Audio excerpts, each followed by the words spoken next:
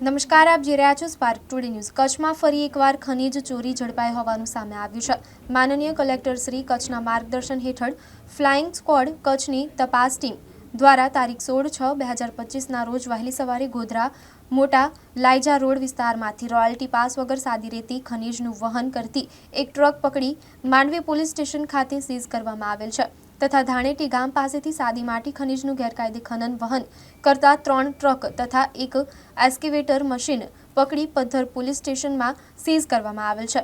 આમ તપાસ દરમિયાન પકડાયેલી કુલ 4 ટ્રકો તેમજ એક એસ્કેવેટર મશીનને સીઝ કરી આશરે ₹1.5 કરોડની કિંમતનો મુદ્દામાલ જે તે પોલીસ સ્ટેશનને સોંપવામાં આવ્યો છે। આ મામલે આગળની કાયદેસરની કાર્યવાહી હાથ ધરવામાં આવશે।